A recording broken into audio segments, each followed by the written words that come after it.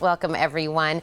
You know, Ben's Bells is taking their kindness campaign and making it much broader with the Kindness A to Z speaker series that really tackles how intentional kindness can be found in many different parts of our lives. Laura Gronewold is here to talk about the next installment in the series that actually focuses on social justice parenting. And that's kind of a loaded way to put what this series installment is about. We're going to get to that, Laura, but first off, Happy New Year. Thank you. Happy New Year. Thanks for coming in. I feel like it's kind of a silly question because we're so familiar with Ben's Bells around here, but if somebody by chance doesn't know, what is the project really about? Right, and that's always a good question to ask. And one of our goals is for people to know what it's about. So our mission is to educate people and inspire people about the impacts of intentional kindness practice. And what that means is that we have the ability to be kind if we know that it's a skill that we can practice. And we teach it through our Kind Campus program to kids, K through 12. We teach it through our studio programs. We teach it through things like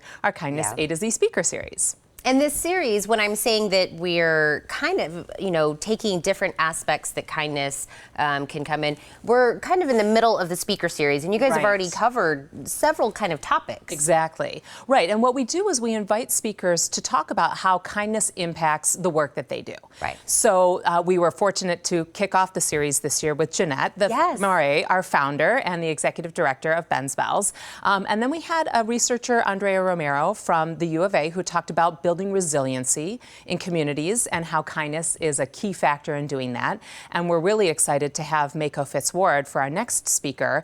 We get a lot of requests about kindness and parenting. And people want to know, how can they teach their kids to be kind at home? How can they extend Kind Campus programming from schools in their family behaviors and in the way they talk to each other?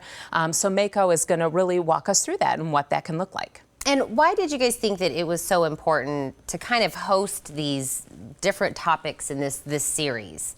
Well, we really wanted to broaden our educational reach. And we know how much we impact kids and teachers and staff and principals and administrators through Kind Campus, but we wanted to offer opportunities to the broader community. So if you are working, you can join. Businesses join our Kind Colleagues program. Some businesses will come in groups and participate in our studio. But what if you just want to hear more about the impact of kindness and what that looks like for a person in a specific field? So we will be hosting it at the Loft Cinema, one of our great community partners.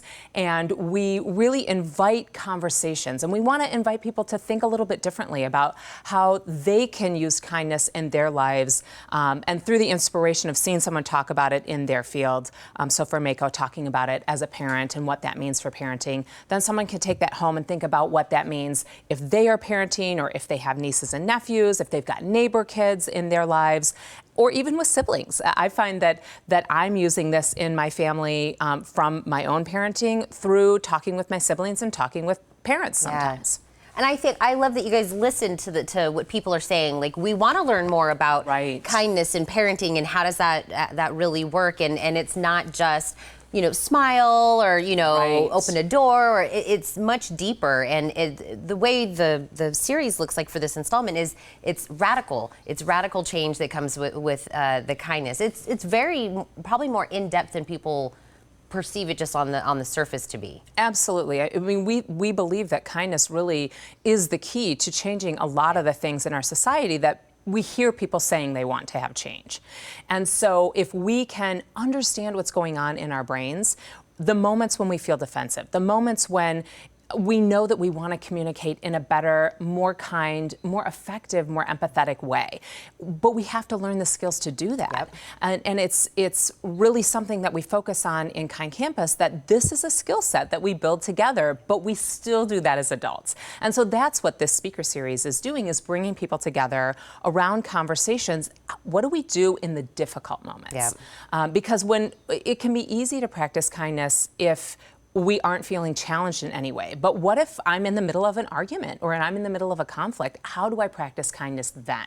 How do I still listen really effectively? How do I communicate? So if you and I are having a disagreement, we can do that. We don't even have to agree in the end, but we can still be kind to each other. We can listen. We don't have to use names. We don't have to reduce the other person to a stereotype.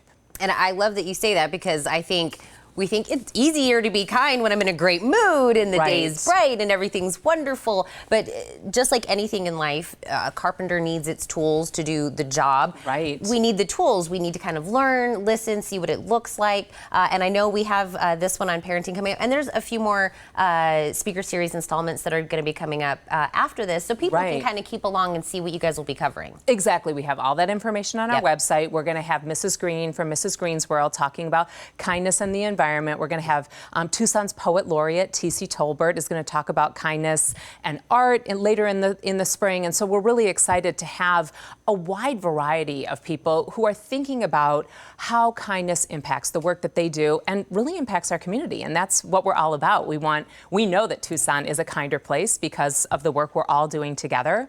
We know we do kindness best when we realize we're all in this together and we need each other. We're an interdependent people as human beings. Absolutely. And I know this first installment that we're talking about with Mako is very popular, so I'm going to remind everybody the date, the time where that's happening. But Laura, thank you so much for coming in. I can't wait to talk about more of the installments later. Sounds good. This next installment, though, you guys, of the Kindness A to Z speaker series with Mako Fitts Ward will take place on January 25th at the Loft Cinema beginning at 7 p.m. For more information, visit bensbells.org/speaker-series or give them a call at 520-622-1379.